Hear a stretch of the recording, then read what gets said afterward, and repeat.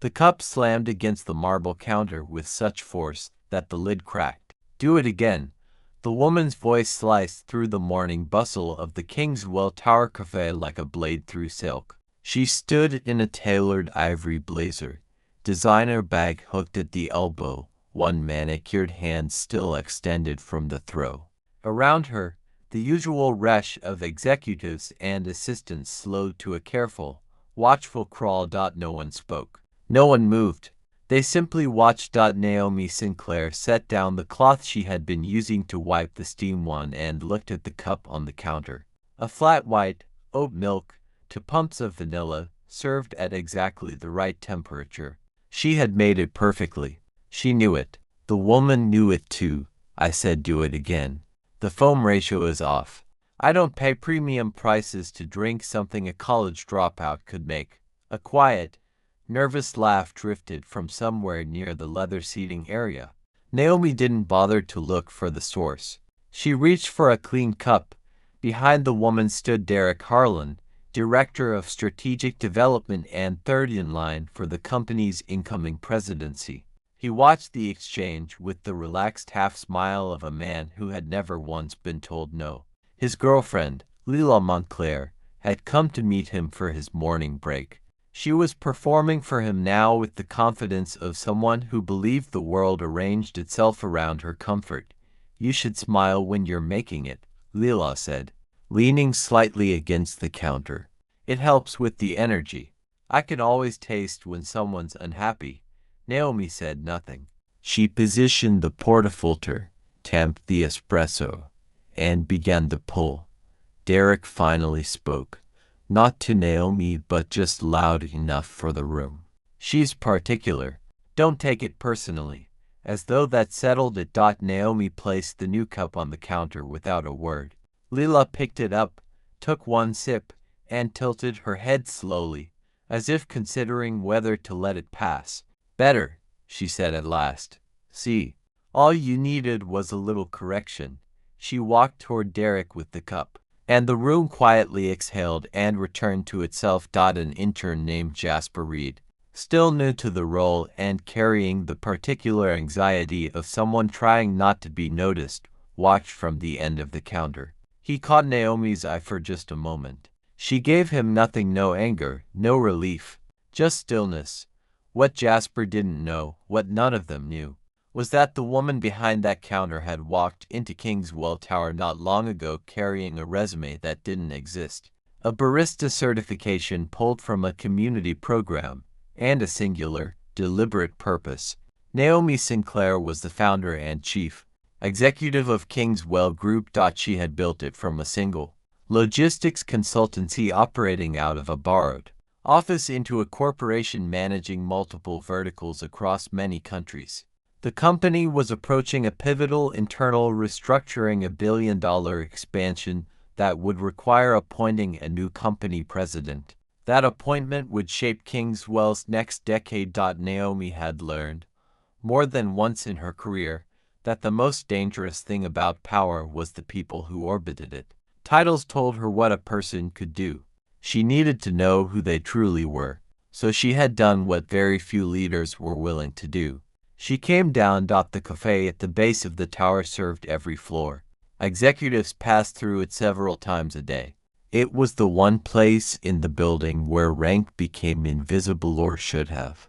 She had worked it quietly, learning the rhythms of the room, cataloging what she saw, who thanked the staff, who looked through them, who offered small courtesies and who delivered small cruelties, and whether they behaved differently when they believed no one of consequence was watching. The hidden cameras had been installed before she started. The board chairman, Elias Grant, was the only other person who knew. She had already filled pages of private notes. Derek Harlan had appeared on those pages multiple times over the recent weeks, not for dramatic offenses, but for the texture of his behavior.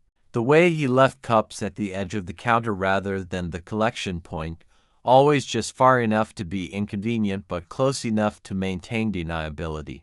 The way he spoke to female staff versus male staff. The way he laughed when others were uncomfortable. Then Lila started coming. Her visits had started manageable, but each one escalated further. This one felt different in a way Naomi had been quietly anticipating. She had seen enough of Lila to know she was the kind of person who mistook witness for endorsement. She performed for Derek. Derek performed for the room. And the room, composed of people with mortgages and performance reviews and quarterly targets, performed compliance. Naomi refilled the coffee beans and began preparing for the next order. Across the room, Jasper was stacking cups with a focused, unnecessary precision that told her he was still shaken. Near the service door, an older janitor named Walter Finch moved slowly with a mop, navigating the foot traffic without interrupting it the way he always did, invisible to everyone except Naomi, who had spoken to him almost every morning and noticed, every time, the quiet dignity with which he moved through a building that barely acknowledged his existence. She had written his name down early on. The next hour passed without incident. The rush thinned. Derek and Lila settled into the lounge area near the tall windows, and Naomi could hear fragments of their conversation between orders, something about the announcement coming up, a dinner reservation, what she should wear to the boardroom event. "It's basically confirmed," Derek was saying, his voice carrying just enough to reach her. "Elias told me I'm the front runner. The president's role. It's mine." Lila's response was too low to catch, but her laugh was not. Naomi pulled a shot of espresso, watched the crema form in the cup, and kept her face exactly where she had learned to keep it over years in boardrooms, composed, revealing nothing, reading everything. Her phone buzzed once in her apron pocket. A message from Elias. Still on track for the presentation? She typed back with one thumb without looking. Yes. She set down the cup and called the next order. The incident that changed the room happened on a slow afternoon when the cafe had thinned to a handful of people nursing cold drinks and laptop screens. Lila came back alone.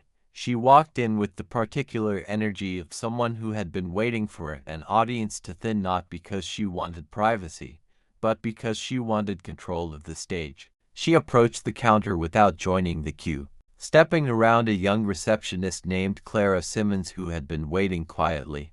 "I'll have the same as this morning," Lila said to Naomi, "and make sure it's right this time." Clara blinked but said nothing, just moved slightly to the side. Naomi began making the drink. "You know," Lila said, setting her bag on the counter with a soft thud, "I've been watching you. You have the look of someone who thinks they're above this job." Naomi said nothing. "I've had assistants like that. They think being quiet makes them seem deep. It doesn't. It just makes them seem difficult." She tilted her head. "Where did you study, or did you?" "I studied," Naomi said simply, "and this is where it got you." Lila smiled like she was doing her a favor. "There's no shame in that. Not everyone has the mind for real work. This is honest work, as long as you're grateful for it." From behind a laptop near the window, a junior analyst named Elena Vargas had stopped typing. She was looking at her screen but not reading it. Naomi set the finished drink on the counter. Lila looked at it, then looked at her. "I want it with regular milk. You ordered oat milk." "I'm changing my order." A pause, very deliberate. "Is that a problem?" Naomi held her gaze for a single beat, then took the cup back. Lila watched her with the patient expression of someone who enjoyed waiting because the waiting itself was the point. "You're replaceable.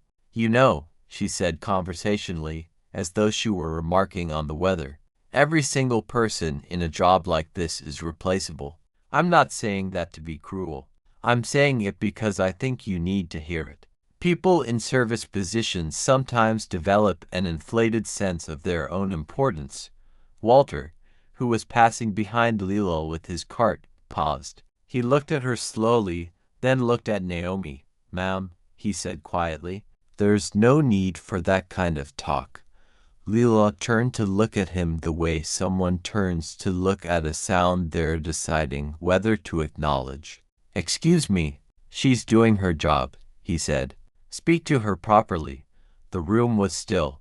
Even the espresso machine seemed to lower its noise, Leela's expression shifted not to anger exactly, but to something colder. I don't need guidance on how to speak to the cleaning staff.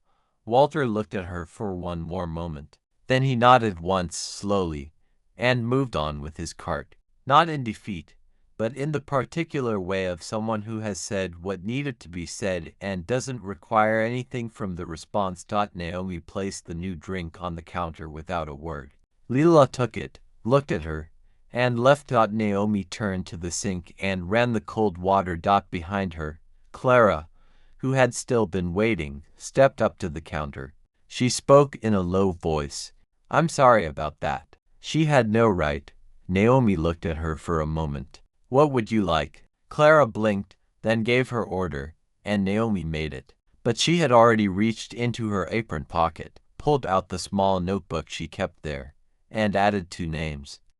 A few days before the boardroom announcement, Leela returned with Derek. The dynamic between them had shifted in a way Naomi recognized the way couples shift when one of them has been promised something and both are already spending it. Derek was looser, more expansive, working the room with a warmth he rarely produced organically. He shook hands with a senior manager passing through. He laughed loudly at something an assistant said. He was rehearsing.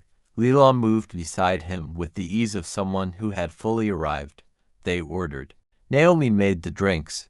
The exchange was unremarkable until Leela, mid-conversation with Derek, gestured with her cup and caught the edge of a standing display, tipping it over. Cups and branded napkins scattered across the service floor. The moment hung for a second. Then she looked at Naomi. You'll want to clean that. Not a request. Not even a command in the usual sense, just a declaration of how the world was ordered. Delivered without heat because it didn't need any. Derek glanced at the floor, then away. Naomi came around the counter with a cloth. As she crouched to collect the scattered cups, Leela's voice came from above her. Double quotes, see, Derek. She doesn't complain. That's all I ask. Just do the job. Jasper, restocking cups at the far end, had gone very still. Elena, back at her table, had closed her laptop. Naomi stood up slowly, items collected, expression unchanged. She looked at the counter, not at Leela. I've seen enough, she said quietly, more to herself than to anyone in the room. Leela didn't hear it, or didn't register it, but Jasper did, and he wasn't sure why, but the words made the back of his neck go cold. The email went out early the following morning, distributed simultaneously to all senior staff, directors, and board members. It announced a mandatory all-hands presentation in the main boardroom. No agenda was listed, only a note at the bottom. Attendance is required, conducted by the office of the chairman. Derek read it in his car and called Elias immediately. Is this the announcement? Come to the boardroom, Elias said. You'll have your answers there. Derek hung up smiling. He texted Leela one word. Today, she replied with a single champagne emoji. In her corner office on the upper floor that no one in the cafe had ever connected. To the woman who made their coffee. Naomi Sinclair read Elias's confirmation email, closed her laptop, and looked out over the city for a long moment. Then she went to her closet, found the barista apron she had folded and brought home, and laid it across the back of her chair. She wasn't finished with it yet. The boardroom held many people comfortably and felt designed to make visitors feel the gap between where they sat and where the decisions were made. By the time the meeting was set to begin, every seat was filled. Senior directors, department heads, the board's inner circle, assistants and junior managers pressed along the sides of the room, invited via a secondary email that had surprised most of them. Jasper stood near the door holding his tablet against his chest, trying to look like he understood why he was there. Clara sat a few seats from the front, spine straight, hands folded. Walter had been personally walked to the room by Elias's assistant and seated in the second row, and nobody in the room seemed to know what to make of that. Derek arrived on time. He had changed into his best suit, the one he saved for important presentations. Leela was not in the room. She was outside in the lobby, having convinced the front desk to let her wait near the boardroom entrance. She had dressed for an announcement. Elias Grant stood at the front of the room with two members of the board, speaking to no one, looking at the door. The screens behind him were dark. At the appointed time, the door opened. The room didn't register her immediately. She walked in from the side entrance, not the main double doors but the narrow staff-adjacent door near the presentation wall. And she was still wearing the barista apron, stained faintly at the left side where coffee had splashed across it recently. Her posture was the same as it always was, but the room around her rearranged itself in real time as faces turned and understanding moved through the space like a current. A senior director who had been in the cafe that week inhaled sharply. A woman near the back pressed her hand over her mouth. Jasper felt the floor tilt slightly beneath him. Derek's face ran through several expressions in rapid succession. Confusion, then amusement, then something uncertain, then the slow and nauseating arrival of comprehension. Elias stepped forward. "Good morning. I want to thank you all for being here. Before we begin, I'd like to make an introduction. For those of you who don't know her by sight, and it appears many of you do not, allow me to present the founder and chief executive officer of Kingswell Group." He turned slightly toward her. Naomi Sinclair. Silence.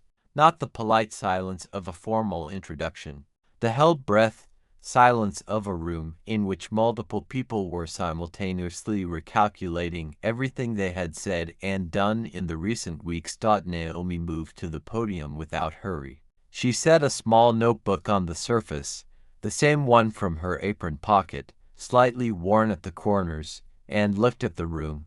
"I spent the past weeks in this building's cafe," she said. "I made coffee. I cleaned counters. I restocked supplies. And I watched." She reached forward and pressed the remote. The screens behind her came to life. The footage was clean and time-stamped. The cameras had been professionally placed at the ceiling corners near the service area, angled to capture faces clearly. The first clip loaded in silence, and the room watched Leela's visit play across the screens. Her voice was clear. Her words were precise. Each insult landed in the boardroom with a weight it had not been allowed to carry the first time. The clip of the spilled display. Leela's deliberate tone. "You'll want to clean that." The clip from the morning rush. Replaceable. No shame in that. And then the clip of Walter, quiet and unhurried, stopping his cart. "Ma'am, there's no need for that kind of talk." Someone in the back of the room exhaled audibly. Naomi let the footage run until it reached the moment she had said quietly, "I've seen enough," and then she stopped it. "I did not come down to that cafe looking for failures," she said. "I came looking for character. Those are not the same thing, and I want to be precise about the distinction because it matters." She looked at Derek directly for the first time since entering the room. He had not moved. He was sitting with the stillness of someone who understood, at last, that any movement would be costly. The presidency of Kingswell Group requires someone who understands that the way you treat people with no visible power is the most accurate measure of your leadership, not your results, not your strategy documents, not the deals you've closed. The measure is this: what do you do when you believe no one important is watching? She closed the notebook. "Derek Harlan's employment with this company is terminated effective today. His department will be restructured under interim leadership pending a full conduct review." She paused. "That review will also examine the broader culture of his floor, which this footage suggests has been a problem for longer than we realized." Derek stood. "Naomi, I didn't." He stopped. Whatever sentence he had started, he couldn't find the end of it. "You have nothing to add," she said without cruelty. "Just fact." He sat back down. She moved on with the precision of someone who had been building toward this and had no interest in dragging it out. The promotions that had been pending were reshuffled. Two project leads who had treated staff with consistent respect were elevated. A junior manager who had quietly apologized to Naomi after a difficult customer without knowing who she was offered a senior development track. Then she looked toward the second row. Walter has worked in this building for many years. In the time I spent in the cafe, he was the only person there with the standing to intervene in a public humiliation who actually did with no guarantee of protection, no audience to perform for. He simply thought it was wrong and said so. She let the room sit with that. Walter has been enrolled in Kingswell's management training program with a full salary adjustment. Walter looked at his hands for a moment. Then he looked up, and his expression was not surprise exactly. It was the quiet acknowledgement of a man who had known for a long time that he was worth more than the work he'd been given and had simply waited. The boardroom cleared slowly. People moved with the particular care of those processing information that required recalibration of long-held assumptions. Some stopped to speak to Elias quietly. Others left without a word, staring straight ahead. Jasper stood near the door for a long moment after being dismissed before his legs agreed to carry him out. Derek left through the side exit. Naomi did not watch him go. Leela was escorted from the lobby before the boardroom formally closed. She had been standing outside the glass doors when the footage began playing, and someone on the board's security team had quietly asked her to leave the premises. She did not cause a scene in the lobby. Whatever she had imagined the day would bring, she had not imagined this, and imagination requires a picture to fall back on when reality fails you. She had no picture for this. The room had nearly emptied when Jasper came back through the door. He stood at the edge of the space, tablet still in hand, and looked at Naomi with an expression that had several feelings in it competing for the front position. "Can I ask you something?" Naomi was gathering the notebook from the podium. She looked at him. "Go ahead." "Why?" He paused. "I mean, you could have just reviewed files, hired consultants. You have access to every performance report in this company. Why do it like this?" Naomi looked at the apron still draped over the podium where she'd set it before speaking. "Because files tell me what people accomplish," she said. "What I needed to know was what they are." She picked up the apron and folded it with a careful, deliberate motion. People behave differently in front of power. They straighten up. They choose better words. They remember to be gracious. That version of themselves is not useless, but it's not what I needed to see. I needed to see what they do with people they think don't matter. Jasper was quiet for a moment. "And me, I didn't. I didn't do much. I offered napkins. I watched. You also looked uncomfortable," she said. "Every single time. There's a version of the story where that doesn't mean much. But you're new, and the cost of speaking up in that environment for someone in your position was real. I watched you choose wrong and feel it." She looked at him carefully.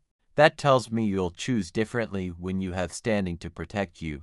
"That's nothing," he said. He nodded slowly.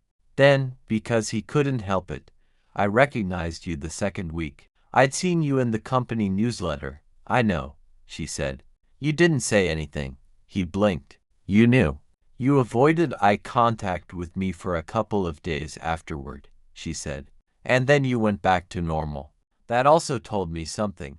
He laughed once, a short breath of disbelief, and shook his head.